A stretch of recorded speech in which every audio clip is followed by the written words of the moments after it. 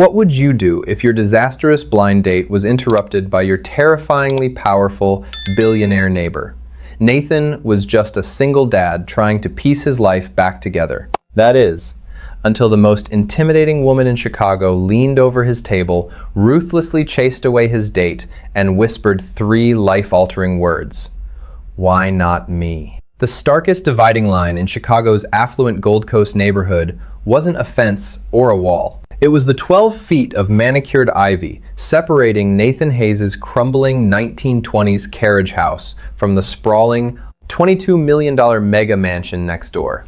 Nathan, a 34-year-old high school history teacher, had inherited the modest 3-bedroom cottage from his grandfather. It was a charming, slightly dilapidated anomaly in a sea of modern luxury real estate.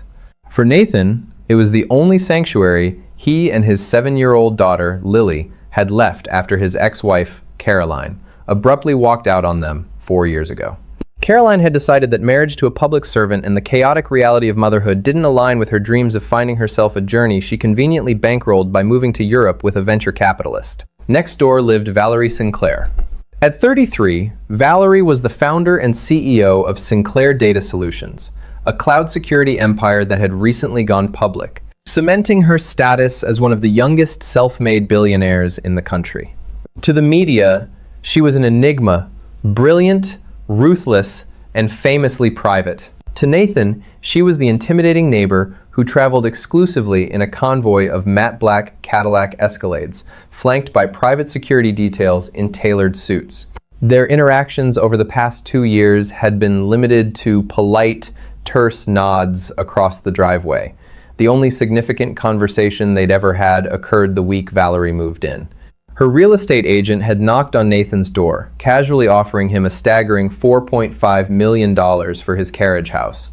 Valerie wanted to demolish it to build an indoor tennis court. Nathan had looked the agent in the eye, pointed out the window to where Lily was drawing with chalk on the driveway, and said, "Tell Miss Sinclair that some things aren't for sale." "My daughter's home is one of them." He fully expected the billionaire to retaliate. The ultra-wealthy usually didn't take kindly to being told no by men who drove 10-year-old Honda Civics. But to his profound surprise, Valerie hadn't pushed. In fact, a week later, a crew of her landscapers quietly trimmed the dead branches from the ancient oak tree that hung over Nathan's roof, a silent olive branch of respect. Since then, they existed in a state of quiet coexistence. Nathan taught his students about the Industrial Revolution. Valerie seemingly ran the modern one. But tonight, Nathan's focus wasn't on the billionaire next door. It was on the terrifying prospect of re-entering the dating pool. "You look like you're heading to a funeral, man," his best friend and fellow teacher, Tom, had joked over the phone earlier that evening. "It's just a blind date. Drink a martini, ask her about her hobbies, and try not to talk about the Byzantine Empire." Nathan stood in front of his bathroom mirror, tugging at the collar of a navy suit he hadn't worn since a wedding 3 years ago. It felt restrictive, a physical manifestation of his anxiety. He hadn't been on a date since Caroline left. He was out of practice, insecure, and racked with guilt for leaving Lily with Mrs. Gable, the neighborhood babysitter, on a Friday night. "Daddy, you look like James Bond," Lily chirped, poking her head into the bathroom. She was wearing her favorite mismatched dinosaur pajamas. Nathan's tense posture softened instantly. He knelt, adjusting her unruly curls. "Thank you, sweetheart. You be good for Mrs. Gable, okay? I'll be back before you know it." "Are you going to meet a princess?" she asked, her big brown eyes wide with genuine curiosity. Nathan laughed, a hollow, nervous sound. "Just a nice lady, Lily. Just a nice lady." He grabbed his keys and stepped out into the crisp autumn night. As he walked down his driveway, the heavy iron gates of the Sinclair estate glided open. One of the black Escalades purred out into the street. The tinted rear window was rolled down halfway. Inside, illuminated by the soft glow of a tablet, sat Valerie Sinclair. She was wearing a stunning, structured white blazer, her dark hair pulled back into a severe, elegant knot. For a fleeting second, their eyes locked. Valerie's gaze drifted over his suit, lingering for a fraction of a second on his slightly crooked tie, before returning to his eyes. She didn't smile, but there was an unmistakable shift in her expression, something akin to quiet curiosity. She gave a small, almost imperceptible nod. Nathan returned the nod, his heart hammering in a regular rhythm against his ribs. He watched her SUV vanish down the tree-lined street, shook his head to clear it, and headed toward his Honda. He had a date to get to. He just didn't know it was about to be the most spectacular disaster of his life. L'Amour Fou was the kind of ultra-exclusive downtown Chicago restaurant where the menu didn't have prices and the lighting was so intentionally dim that patrons routinely had to use their smartphone flashlights just to read the wine list. It was entirely out of Nathan's budget, but Tom's wife, who had orchestrated this blind date, had insisted. She had set him up with her younger cousin, Samantha. Nathan sat at a small corner table, nervously sipping a glass of tap water. When Samantha finally arrived, 25 minutes late, Nathan's sinking feeling began to solidify. Samantha was 27, stunningly beautiful, and entirely absorbed in her own reflection. She was an aspiring lifestyle influencer, a fact she made abundantly clear within the first 90 seconds of sitting down. Before she even asked Nathan his last name, she had a ring light clipped to her phone and was live streaming her cocktail order to her 3,000 followers. "So," Samantha said, finally putting her phone face down after the waiter brought their appetizers. She looked Nathan up and down, her perfectly arched eyebrows knitting together in slight disappointment. "Amanda told me you're a teacher." "That's cute. Do you, plan to do that forever? Or are you studying for real estate or something?" Nathan felt his jaw tighten. "I love teaching. I have a master's in historical literature. It's rewarding work." Samantha let out a delicate, breathy laugh. "Right, rewarding. But I mean, in this economy, how do you even travel? My last boyfriend was a crypto analyst, and we spent a month in Tulum. I just feel like I need a man who operates on my frequency, you know?" "I have a 7-year-old daughter," Nathan said evenly, trying to maintain his polite composure.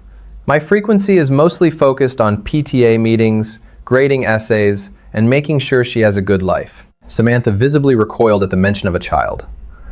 "Oh," Amanda didn't mention. Baggage. The word hit Nathan like a physical blow.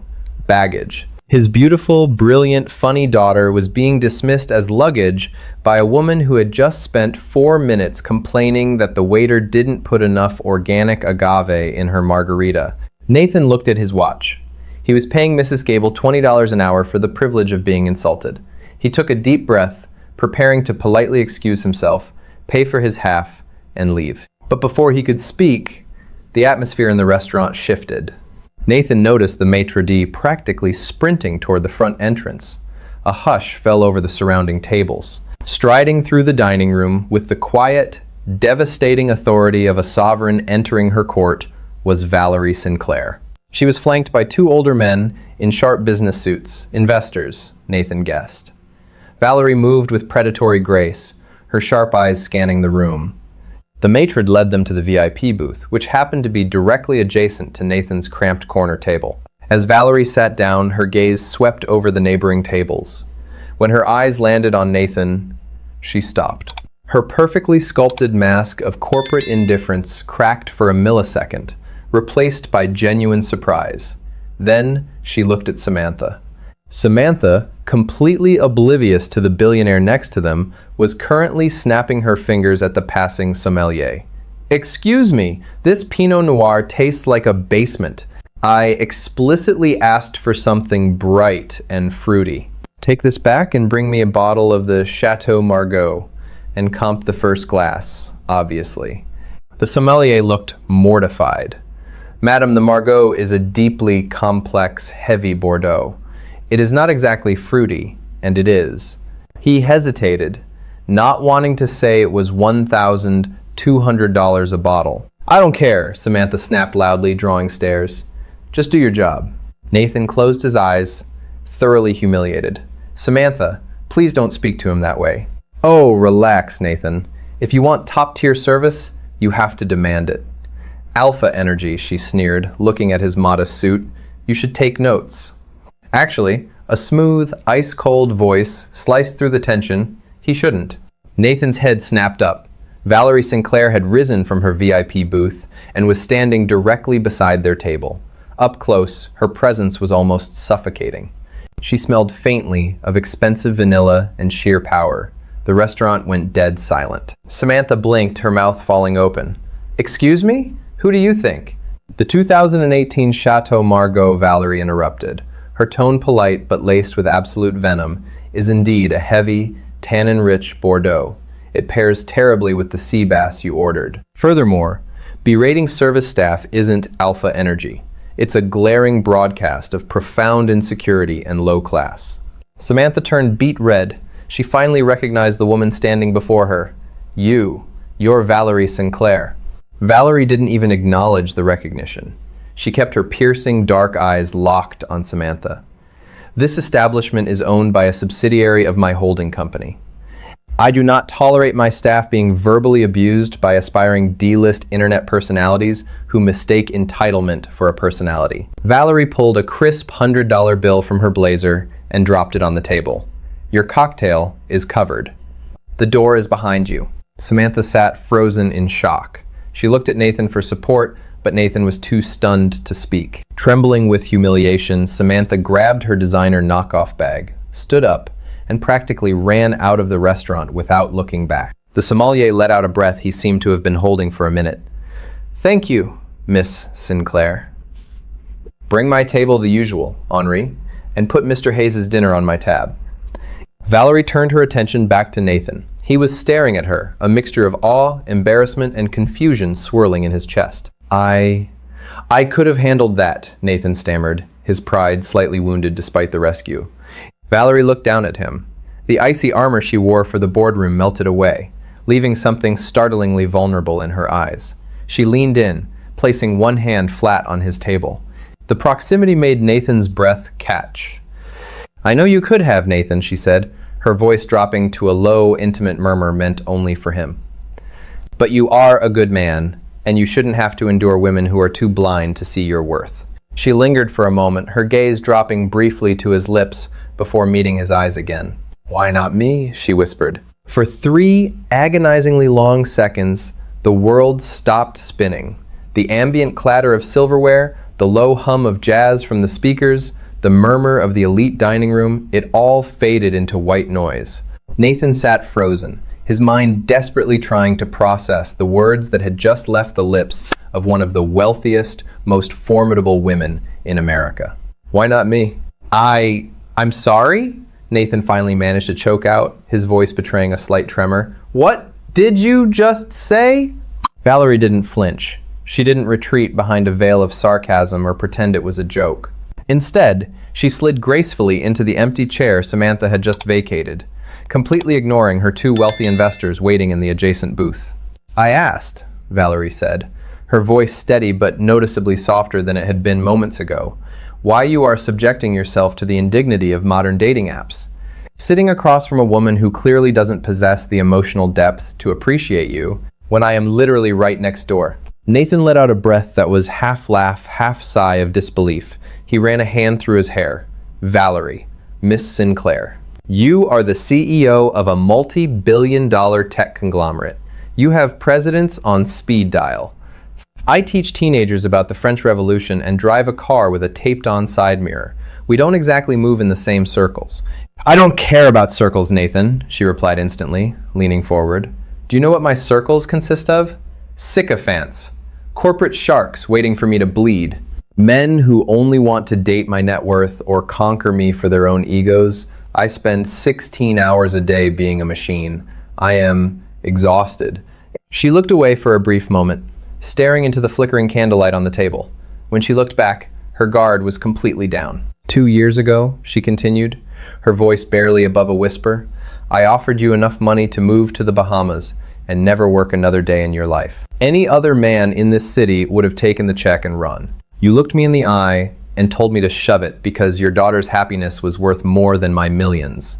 Do you have any idea how rare that is? How captivating that is? Nathan felt a flush of heat rise in his neck. He remembered that day perfectly. He hadn't been trying to be noble. He had just been fiercely protective of the only stability Lily had left. "You've been watching me?" Nathan asked, his brow furrowing slightly. Not in a creepy way, Valerie offered a small, self-deprecating smile, that made her look incredibly beautiful. But our driveways share a property line. I see you, Nathan. I see you walking Lily to the bus stop in the rain. I see you carrying groceries, grading papers on your porch until 2 a.m. I see a man who is grounded, loyal, and real. I want something real. Nathan stared at her. The sheer honesty in her eyes was disarming. What about your investors? He asked, nodding toward the booth where the two men were trying and failing to pretend they weren't watching her. Valerie didn't even look back. They want my capital. They'll wait. Have dinner with me, Nathan. Right here. Let them bring us the food. Let me prove to you that I'm not just the ice queen next door. Nathan hesitated. He thought about his cramped carriage house, his strict budget, his messy, complicated life. Then he looked at Valerie, really looked at her, and saw the profound loneliness hiding just beneath her designer exterior. It was a loneliness he recognized all too well. Okay, Nathan said softly. One dinner. The rest of the evening felt like a surreal dream. Valerie waved off her investors, rescheduling them for Monday with a ruthless efficiency that made Nathan chuckle. They ordered the sea bass. They drank the absurdly expensive Chateau Margaux, which, to Nathan's surprise, really was incredible. But the real revelation was Valerie. Stripped of her boardroom armor, she was funny, sharply intelligent, and deeply observant. She asked him about his thesis on European history, listening with genuine fascination. In turn, she told him about her childhood growing up poor in Detroit, fighting her way through MIT on scholarships, the crushing pressure of building her company from a garage. For 2 hours, she wasn't a billionaire. She was just Valerie. When the dinner finally ended, Nathan reached for his wallet out of habit, but Valerie gently placed her hand over his. The physical contact sent a jolt of electricity up his arm. My restaurant, my treat, she said softly. You can cook for me next time, if there is a next time. There will be, Nathan heard himself say, surprising both of them. Instead of taking his Honda, Valerie insisted they take her car. Her security detail drove the armored Maybach smoothly through the neon-lit streets of downtown Chicago, heading back to the Gold Coast. The partition between the driver and the back seat was raised. They sat close to each other in the dim, luxurious leather interior. The silence between them was heavy, crackling with unspoken tension. When they pulled up to the shared property line, the contrast between their lives was visually jarring. On the left, her glowing, palatial, modern fortress. On the right, his dark, weathered cottage with a single porch light burning. Valerie instructed her driver to wait and walked Nathan to his front door. The autumn air was biting, but Nathan barely felt the cold. Thank you for saving me from the influencer, Nathan joked quietly, turning to face her on the small wooden porch. Anytime, Valerie smiled. She looked up at him, the moonlight catching the striking angles of her face. I meant what I said tonight, Nathan. All of it. Valerie, my life is complicated, Nathan warned gently. It's chaotic. It's PTA bake sales and scraped knees and budget spreadsheets. It's not this, he gestured to her waiting Maybach. I have enough money and order in my life. She stepped closer, closing the distance between them. I'm looking for a little chaos. Before Nathan could overthink it, before the rational, grounded part of his brain could scream at him to stop, he reached out. He gently cupped the side of her face, his thumb grazing her cheekbone. She leaned into his touch, her eyes fluttering shut. When he kissed her, it wasn't hesitant. It was a collision of two lonely worlds. Valerie's hands reached up, grasping the lapels of his cheap suit, pulling him impossibly closer. She tasted like expensive wine and breathless anticipation. For a long, staggering moment on that creaky wooden porch, the billionaire and the teacher were entirely equal, anchored only by the desperate, magnetic pull between them. When they finally broke apart, both breathing heavily, Valerie rested her forehead against his chest. Tomorrow, she whispered.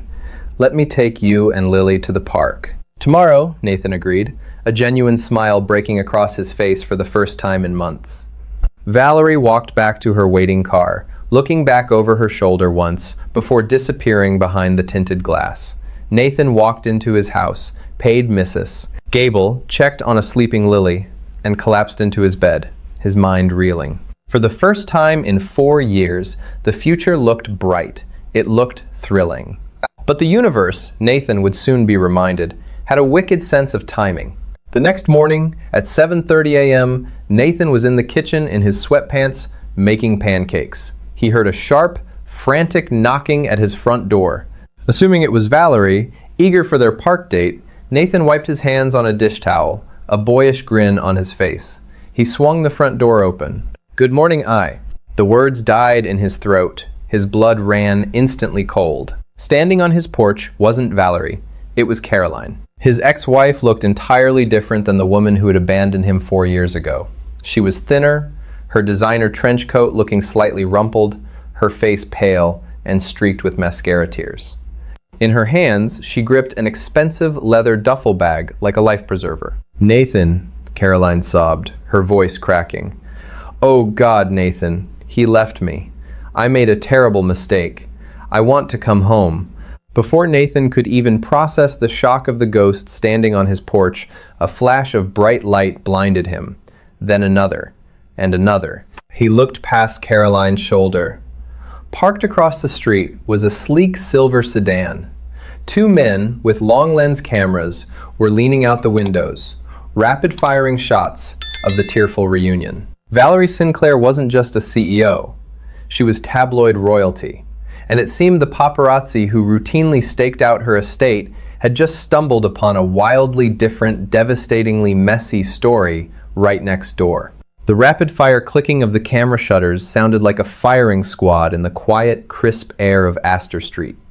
Nathan's instincts, honed by years of protecting his daughter from the emotional fallout of Caroline's departure, kicked in with violent immediacy. He didn't invite her in. He didn't offer a shoulder to cry on. Instead, Nathan stepped out onto the porch, slamming the heavy wooden door shut behind him to ensure Lily, who was happily eating pancakes in the kitchen, wouldn't hear a thing. "What are you doing here, Caroline?" Nathan hissed, keeping his voice dangerously low as he grabbed her elbow, forcefully guiding her away from the front window and behind the thick trunk of the oak tree to block the paparazzi's line of sight. Caroline stumbled slightly in her designer heels, looking up at him with wide, tear-filled eyes that used to make his heart melt. Now, they just made his stomach turn. "Nathan, please." "Richard." He completely went under. The venture capital fund was a Ponzi scheme. The feds raided our villa in Tuscany. I have nothing. I realized what a fool I was to leave you and Lily. I want my family back. Nathan stared at her, utterly repulsed. 4 years of missed birthdays, unanswered Christmas cards, and a little girl crying herself to sleep, wondering why her mother didn't love her enough to stay. "You don't have a family here," Nathan said, his voice cold as Chicago concrete. "You have a house you abandoned and a daughter you traumatized. You need to leave. Now." "Nathan, you can't do this. I have legal rights as her mother." Caroline's voice pitched upward into a desperate shriek, echoing down the affluent street. The paparazzi, sensing the escalating drama, boldly stepped onto the edge of Nathan's driveway, snapping wildly. Before Nathan could march down and confront the photographers, the massive iron gates of the Sinclair estate groaned open. Valerie's convoy was pulling out for her morning commute to the Sinclair Data Solutions headquarters. The lead Escalade stopped abruptly. The rear door opened, and Valerie stepped out. She was wearing a sharp, charcoal gray Tom Ford suit, looking every inch the ruthless billionaire CEO. The paparazzi immediately swiveled their lenses toward her, completely abandoning the weeping ex-wife for a much more lucrative target. Valerie ignored the cameras, her dark eyes locked onto Nathan, assessing his rigid posture, the pale shock on his face, and the sobbing woman clutching his arm. Her expression was unreadable, a flawless mask of corporate indifference, but Nathan saw the micro-shift in her jaw. Without a word, Valerie pulled her phone from her pocket, tapped a single button, and lifted it to her ear. "Send the perimeter team to the carriage house. Trespassers." Within 30 seconds, 4 of Valerie's private security guards, massive men in tailored suits, materialized from the estate grounds. They moved with terrifying, silent efficiency, forming a human wall between the paparazzi, Caroline, and Nathan. "Miss Sinclair," one of the photographers yelled, "is it true you're dating the school teacher? How do you feel about his wife coming back?" Valerie didn't dignify them with a glance. She looked at Nathan. "Do you need me to handle this?" Nathan shook his head, his pride flaring despite the chaotic nightmare unfolding. "No, I've got it. Go to work, Valerie." She hesitated for a fraction of a second, gave a curt nod, and stepped back into her SUV. As the convoy rolled away, the The security team forcefully escorted the paparazzi off the property. Nathan turned back to Caroline, who was watching the billionaire's departure with calculating, narrowed eyes. The tears had magically dried up. "So," Caroline murmured, a sudden, toxic smirk playing on her lips. "The rumors I read on page 6 on my flight back were true. The little high school teacher bagged the billionaire next door." "Don't," Nathan warned, pointing a finger at her. "Don't you dare even speak her name. If you ever come near my house or try to approach Lily at school, I will have you arrested for trespassing. Get off my property." Caroline adjusted her trench coat, brushing an invisible speck of dust from her lapel. "We're still legally married, Nathan. I never signed those divorce papers you sent to Italy, which means half of this prime real estate is still mine. I'll be in touch." She turned and marched down the driveway, hailing a passing cab. Nathan stood frozen on the porch, a cold dread washing over him. She hadn't come back for Lily. She had come back for the real estate. By noon, the internet was ablaze. The photos of Nathan, looking aggressive and disheveled on his porch with a weeping Caroline, plastered the home pages of every major gossip rag. But the real damage was happening in the financial sector. In the sleek, glass-walled boardroom of Sinclair Data Solutions, Valerie sat at the head of a massive mahogany table. The room was tense. On the holographic display in the center of the table, the stock ticker for Sinclair Data was flashing red, having dipped a full 3% since the market opened. Arthur Kensington, a senior managing partner from Morgan Stanley and the most vocal member of Valerie's board, leaned forward, tapping his gold pen aggressively against his leather portfolio. "Valerie, this is precisely why we urged you to maintain a polished, heavily vetted public profile," Arthur chided, his voice dripping with condescension. "You are the face of a company handling cybersecurity for the Department of Defense. We cannot afford the optics of our CEO being embroiled in a trashy domestic dispute with a public school teacher and his runaway wife. The shareholders are getting jittery." Valerie didn't blink. She slowly closed her laptop, her gaze sweeping the room before settling on Arthur. "Arthur, if a 3% dip in our stock price over a tabloid photo is enough to rattle Morgan Stanley, perhaps I should reconsider our banking partnership and take my capital to JP Morgan," Valerie stated, her voice dangerously soft. The room went dead silent. Arthur swallowed hard, his arrogant posture wilting instantly. "My personal life," Valerie continued, standing up and buttoning her suit jacket, "is my own. If any of you feel that a paparazzi photo impacts my ability to outperform every other tech firm in Silicon Valley, you are welcome to sell your shares. I'm sure I can find buyers before the market closes." She didn't wait for a response. She walked out of the boardroom, her assistant trailing anxiously behind her. "Clear my afternoon schedule," Valerie ordered, "and get me the senior partners at Kirkland and Ellis on the phone. I need a full background check on a man named Richard, who ran a venture capital fund in Tuscany, and I need every financial record associated with Caroline Hayes." For 3 agonizing days, Nathan lived in a state of sheer paranoia. He took personal leave from his teaching job and drove Lily to school using a different route every single morning, explicitly instructing the administration that no one but him was allowed to pick her up. He hadn't spoken to Valerie since the porch incident. The tabloids were having a field day, dubbing him the Gold Coast gold digger. Worse, he felt entirely responsible for dragging Valerie's pristine corporate image through his messy reality.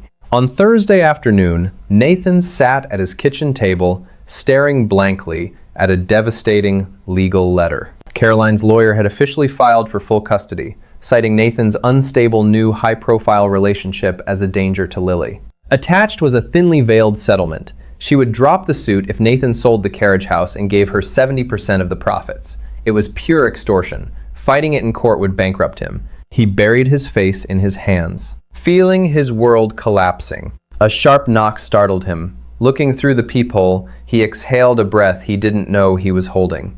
It was Valerie. He opened the door, offering a defeated smile. "Valerie, I am so sorry. I saw the news about your company's stock. I think it's best if you finish that sentence by telling me we shouldn't see each other, I am going to turn around and never speak to you again," Valerie interrupted, stepping into his house. She wore a sharp navy trench coat, her dark eyes fierce. "Stop apologizing for having a past, Nathan. Mine is just heavily encrypted." She walked straight to the table, her gaze landing on the legal threat. A predatory smirk touched her lips. "As I suspected, she's desperate." "She's desperate enough to take Lily away to force a payday," Nathan said bitterly. "Valerie, she's got me cornered. If I don't sell this house, she'll drag me through court for years." Valerie pulled out a chair, unzipping her sleek leather briefcase. She dropped a thick manila folder onto the wood with a heavy thud, followed by two men in immaculate suits who stepped quietly through the front door lawyers from Kirkland and Ellis. "Nathan, I build digital fortresses for a living. I hunt down vulnerabilities and exploit them," Valerie said, her voice dropping to a low, commanding register. "Caroline is a vulnerability, and I just exploited her." Nathan frowned. "What is this?" "That is the complete financial history of Richard's Italian Ponzi scheme." Valerie tapped the folder. "Caroline didn't just unknowingly benefit, she co-signed 3 fraudulent shell companies. She owes the Italian government and private investors over $6 million. Valerie leaned closer. "More importantly, she owes a substantial portion of that debt to a subsidiary holding company I acquired yesterday morning." Nathan's jaw dropped. "You bought her debt?" "I bought her leash," Valerie corrected coldly. "She is coming here in 10 minutes to demand your signature. You are going to sit there and let me do the talking." When Caroline strutted up the driveway 10 minutes later, she expected to find a broken man ready to sign away his home. Instead, she walked into the living room and stopped dead. Sitting on the worn floral sofa was Valerie Sinclair, flanked by 2 towering corporate attorneys. "What is this?" Caroline demanded, her confident facade shattering. "Nathan, who are these people?" Valerie didn't stand. She calmly crossed her legs. "Sit down, Caroline." It wasn't a request. It was a gravitational pull. Caroline slowly sank into an armchair, visibly shaking. "Let me save us all some time," Valerie began, her tone lethal. "You are facing 2 decades in federal prison for international money laundering. You owe my holding company $3 million. And you are attempting to extort a good man by using his child as leverage." Caroline went ghost pale. "You can't prove that. This is harassment." "My legal team has already drafted the brief for the FBI. We have the wire transfers bearing your signature," Valerie stated flatly. She slid 2 documents and a heavy gold pen across the coffee table. "Here are your options. Option 1. You walk out that door, I make a phone call, and you spend 20 years in a cell. Nathan retains sole custody by default." Valerie leaned forward, the billionaire predator finally baring her teeth. Option 2. You sign this document, irrevocably relinquishing all parental rights to Lily. You also sign this post-nuptial agreement, forfeiting any claim to Nathan's assets. In exchange, my company writes off your debt as a bad investment, and we accidentally lose the flash drive with your wire fraud evidence. The silence in the room was suffocating. Caroline stared at the cold, unforgiving faces of the lawyers, the resolute strength in Nathan's posture, and the godlike authority radiating from Valerie. Trembling, Caroline picked up the pen. She signed both documents, the scratch of the nib echoing loudly. Without a single word, she stood up, grabbed her bag, and walked out. She never looked back. Nathan watched the door click shut. The crushing weight of the last 4 years vanished in an instant. After the lawyers quietly excused themselves, Nathan looked at Valerie, entirely overwhelmed. She had weaponized her empire and spent millions, all for him. "Why?" Nathan whispered, his voice thick. Valerie smiled, the heavy burden of the boardroom melting away. She walked over, wrapping her arms around his neck. "I told you, Nathan, I was looking for a little chaos. Plus, destroying international fraudsters is way more fun than quarterly earnings calls." Nathan laughed a bright, genuine sound and pulled her into a deep kiss. That afternoon, the paparazzi waiting outside were bitterly disappointed. There was no scandal. All they photographed was a high school teacher in a flannel shirt, walking hand in hand with the billionaire CEO of Sinclair Data Solutions. Between them, swinging by her arms and giggling hysterically, was a little girl in dinosaur pajamas. They were just a family, heading to the park. Wow, what a roller coaster. If you loved how Valerie used her billionaire status to ruthlessly protect the man she loves and completely destroy his toxic ex, smash that like button. Do you think Nathan made the right choice, letting Valerie handle Caroline? Let me know your thoughts down in the comments below. Don't forget to share this incredible story with your friends, and hit subscribe with the notification bell on so you never miss another dramatic real-life story.